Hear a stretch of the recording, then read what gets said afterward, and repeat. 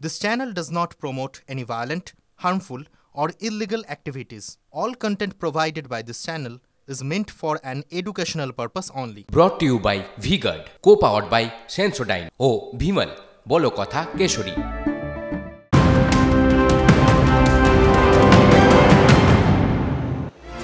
বিধাননগর পুর নিগমের কাজ নিয়ে বিস্ফোরক চেয়ারম্যান সব্যসাচী দত্ত। বেআইনি নির্মাণ থেকে হোর্ডিং, জলাশয় ভরাট নিয়ে আক্রমণাত্মক তিনি।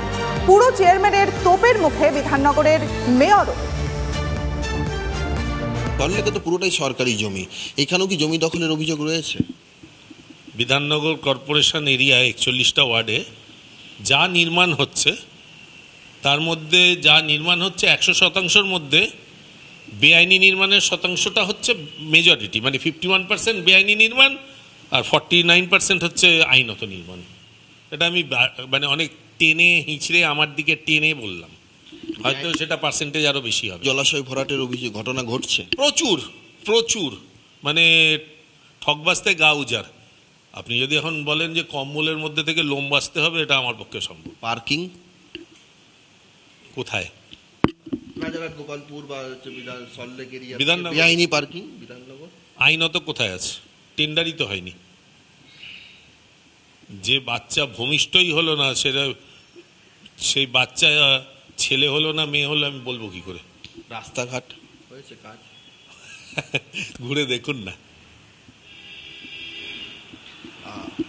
বেআইনি হোর্ডিং তো আপনার দপ্তরের অধীনে ছিল, সেটা নিয়ে কি? না, আমার দপ্তরের হোর্ডিং না। আপনি যখন মেয়র ছিলেন সেই সময় 2019 অবধি ভিডিওগ্রাফিও করা আছে এবং টেন্ডারও করা ছিল।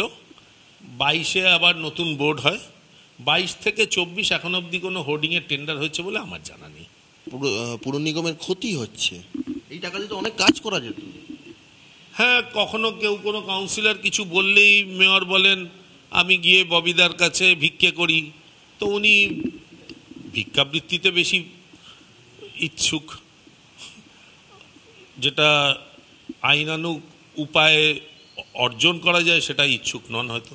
বিধাননগর পৌর নিগম এতটাই অ্যাফুলেন্ট ONM মানে অপারেশন মেনটেনেন্স, সেইটার জন্য বিধাননগর পৌর নিগম যদি নিজের পায়ে দাঁড়াতে না পারে, আমার মনে হয় এটা আমাদের সকলের ফেলিওর। আপনি তো নিজেও একটা ক্ষেত্রে বেআইনি নির্মাণের ক্ষেত্রে পিটিশনার, আবেদনকারী বেআইনি নির্মাণ নিয়ে। তার কারণ আমি মেয়রশিপ ছাড়ার আগে এইটা নিয়ে খুব তিক্ততা শুরু হয়েছিল এবং আমি যখন দেখেছিলাম যে বেআইনি নির্মাণটা যেভাবে তাদের কতটা আমি আইনের বেড়াজালের মধ্যে থেকে নীতি নির্ধারণের মধ্যে আনতে পারবো, এটাই তো হচ্ছে সৎ অসতের লড়াই হতে থাকবে। বিধাননগরে কি আছে না আছে সেটা দল টিকিট দিয়েছে, দলের যারা দায়িত্বে আছেন তারা বলতে পারবেন, এটা তো আমি বলতে পারবো না। আমার নামে সেই কমপ্লেন যদি থাকে আমায় বললে আমি সেই দায়ভার নেব, আমি অন্যের দায়ভার কি করে নেব? সদিচ্ছা হয়তো আছে কিন্তু সেটা টেবিল হচ্ছে না বা কার্যকরী হচ্ছে না। মানে ওই আবার ইংলিশের একটা কথা, vast gap between the cup and the lip. কেন সেটা যাদের সদিচ্ছা আছে তারাই তাদের দপ্তর সম্বন্ধে বলতে পারবে।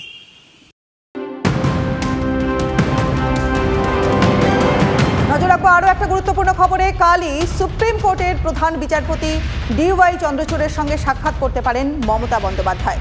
দুদিনের জন্য কলকাতায় এসেছেন শীর্ষ আদালতের প্রধান বিচারপতি। বার কাউন্সিল লাইব্রেরির 200 বছর পূর্তি উদযাপনে যোগ দিতে কলকাতায় DY চন্দ্রচূড়। কলকাতা সফরে থাকাকালীন সাক্ষাতের আবেদন বাংলার মুখ্যমন্ত্রী। অশ্লীল ছবিতে স্কুলের প্রাক্তন ছাত্রীদের মুখ বসানোর অভিযোগ, মরফিং যাতে বলে। প্রাক্তনীদের মুখ বসিয়ে প্রধান শিক্ষিকার ফোনে পাঠানোর অভিযোগ। প্রধান শিক্ষিকার কাছে টাকা আদায়ের চেষ্টারও অভিযোগ উঠছে। বারাসতের কালীকৃষ্ণ স্কুলের ঘটনায় ব্যাপক চাঞ্চল্য ছড়িয়েছে। বারাসত থানায় অভিযোগ দায়ের করেছেন প্রধান শিক্ষিকা।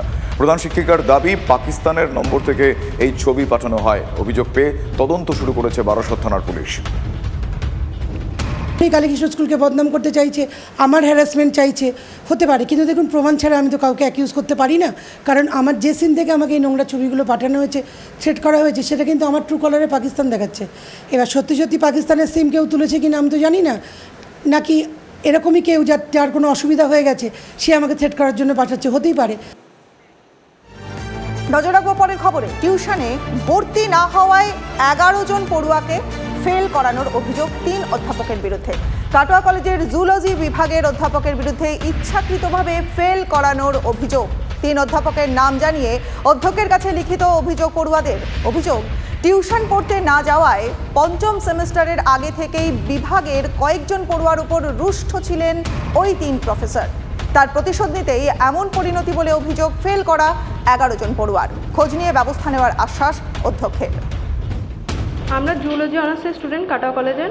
তা আমরা 18 জনের মধ্যে আমাদের প্রায় 11 জনকে ফেল করিয়ে দেওয়া হয়েছে, কিন্তু আমরা অতটা খারাপ পরীক্ষা কেউই দিইনি। হলে 1-2 জনের হতে পারতো, কিন্তু এতজনের একসাথে হওয়া অসম্ভব। তো এখানে স্যার ম্যামদের হাত আছে বলে আমরা মনে করছি ওনারা ইচ্ছাকৃতভাবে এটা করেছেন। এবার ওনাদের অনেক রকম আমাদের নিয়ে অভিযোগ আছে, ওনারা টিউশন পড়ান, আমরা সেখানে সামিল হইনি, সেই জন্য হয়তো রাগ।